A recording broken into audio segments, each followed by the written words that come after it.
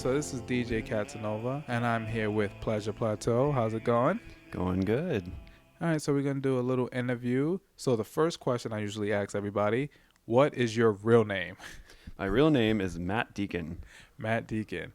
And where are you from originally? I am originally from Conyers, Georgia, but now I'm from Atlanta. And my mom just bought a house in Conyers, which is why I'm here, because I'm visiting. So where did the name Pleasure Plateau come from? Oh, interesting. I guess I'm going to out it here. I've never really told this story, but I suffer from a mental thing called depersonalization. A lot of people do, and there's a recovery program online, just kind of self-help type of stuff to deal with it. And the guy, Harris Harrington, he says in it, like, when your brain is overwhelmed with anxiety, your pleasure plateaus. And I was like, wait a minute, that's alliteration, but it's also a really good name. And so I knew I was already writing the songs by the time I named the project. And I just was like, you know what? That's the one. I just pulled over and I was like, and I literally like made the SoundCloud and Bandcamp like in a parking lot because I was like, that's just a really good name. What was some of the other names you had in the... I think Dead Middle was one of them. Okay. Or like something like that. I don't really remember. I wish I had that document somewhere, but that was before I used Google Keep. Yeah, I was say that's stuff you got to keep for, right. for moments like this, like down the line when you're like famous. You're like, fair. Oh yeah, I had this name. But then that's good because then now I can look back. I'm like, yeah, I remember I interviewed him in his house when he was first Pleasure Plateau. So how did you start doing music? I started doing music when I was about 10. My dad had a drum kit and... Well, actually, I kind of started when I was 4 because my grandma had a piano. Actually, yeah, let me change my answer. I started when I was like 4. My grandma bought this piano from a yard sale when before I was even born even, and nobody knew how to play, but she bought it for $10. She was a massive haggler. And so it's this 1950s like upright piano, and every time I would go to her house, I would mess with it. And there was also a conga drum right next to it. So I would always mess with it. I didn't really develop any piano skills until later. And then around the time I turned 10, I started drumming and then got into like middle school band and then eventually started a band from there as a guitar player because my uncle also plays guitar and he taught me some things and my friend John taught me some things. I was just about to ask you, Mike, so who were your biggest influences? Because like, so did you teach yourself how to play piano? No, I didn't. I've never taken lessons, but I did. I was a percussionist in school band, and with percussion, you learn how to play xylophone, marimba, that type of stuff, and that's laid out like a piano. Mm-hmm. So from there, I kind of like taught myself what each pedal does and like chords and whatnot.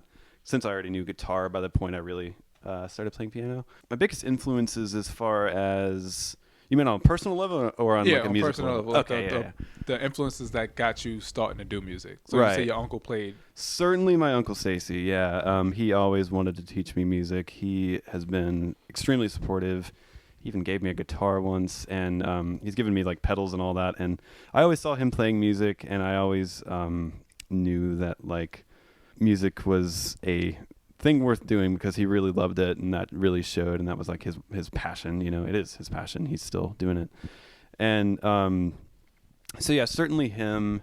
My brother's friend John also taught me how to play guitar, how to read tablature. Yeah, so him as well. And then my mom has always listened to really good music.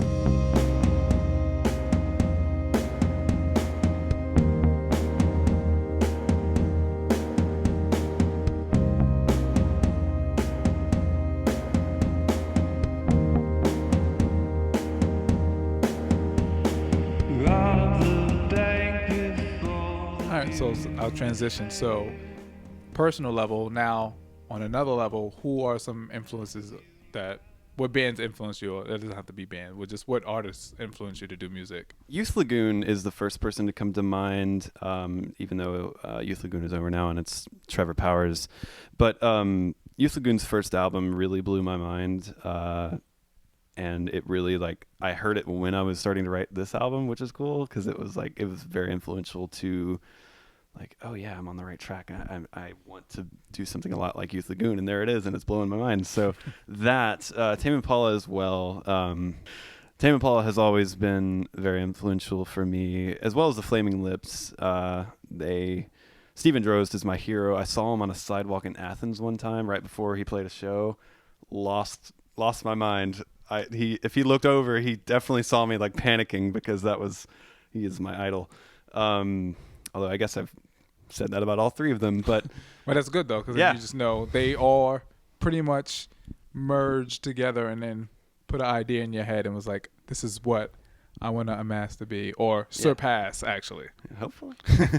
But yeah, and also I was very, very into Nirvana to the point of like, I felt like I knew Kurt. It was really weird. But I was super into Nirvana, and after that came Tame Impala, all that type of stuff. Yeah, those are the biggest ones for me, I would say. So you released the LP Memory Foam in 2018.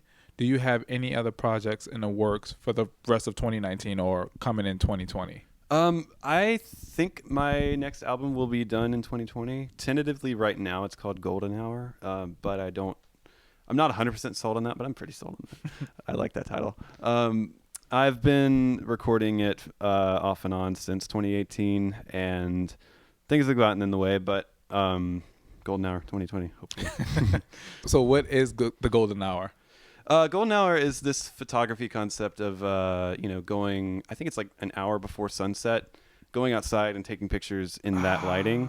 Yeah, and so a lot of the songs on there are kind of about like that time after childhood but before adulthood, your teenage years, of golden like years. Yeah, where you are able to drive yourself places and have freedom, but you're also not like, you don't have to have a job yet and all that. And so like I have a lot of really good memories from that point, and it's about like kind of turning from being a teenager into an adult, which for me personally was kind of a rough time. So that's what a lot of the songs are about, but I feel like it's a very fitting title. Yeah. So what genre would you classify your music under? The best one is probably dream pop, I would say. Although that's kind of, in my mind, kind of a broad genre. But dream pop, lo-fi, also very broad. Yeah. Isn't bedroom pop one too? Yeah, bedroom pop also fits for sure. I like both of those as a. I feel like new genres are popping up all over the place now, but those two are like my favorite one, and lo-fi as well. Like lo-fi hip hop is pretty good. So who are the top 3 artists that you're listening to right now? Ooh, Dive is definitely one of them. DIIV, they're phenomenal. LCD Sounds, almost said LSD. LCD Sound System is another one. I've been really into them lately. And I just got through listening to Local and Native's first album for the first time in a while, and they're really good. And who was the band that you suggested I listen to? I think you said you were friends with them. Boys Kissing from California. Yeah, okay. What part? Do you remember what part of California they're from? No, to be honest. No. Yeah, California's a huge place. Yeah. I'll look it up. So now my last question. This is a very important question. All right. Mac DeMarco or Home Shake? Oof. Oh, I'm not into either of them, really. Oh, shit, really? Shockingly, I know. So, damn. All right, so I asked another artist, Prince or Michael Jackson, but I figured I was like, I'll switch it. He's more like in the indie bedroom pop. Okay. So I switched artists. So now since you're not into either, I'll ask you Michael Jackson or Prince. Oof. I'm going to go with Prince. Oh, Prince is 2 for 2 right now. Really? Yeah. Okay. Yeah, I like Prince. I don't know. He's like, I certainly think that he inspired like the type of people that make their own music entirely, kind of like Kevin Parker of Tame Impala, et cetera, et cetera. Like I think that he's done a lot for that. Not that Michael Jackson isn't important, of course, but I don't know. More my wavelength, I guess. I feel like because you're a musician, more people like to go with Prince because of that. Because like Michael Jackson, he does his thing, but I don't think Michael Jackson played any instruments. Not that I know of. I don't recall. Yeah, I don't think so. He's just a dancer and a singer and a great performer. Yeah, wonderful. Yeah. All right, so if somebody wants to listen to your music, where would they go? You can go anywhere that DistroKid reaches, which is Spotify, Apple Music. I also have it on Bandcamp. Surprisingly, not SoundCloud. I just never got around to that. Spotify, Bandcamp, Apple Music, Amazon. A lot of places. And do you have Instagram? I do. Yes, it's just Pleasure Plateau, one word. All right. Well, thank you for letting me come to your house and interview you. Thank you.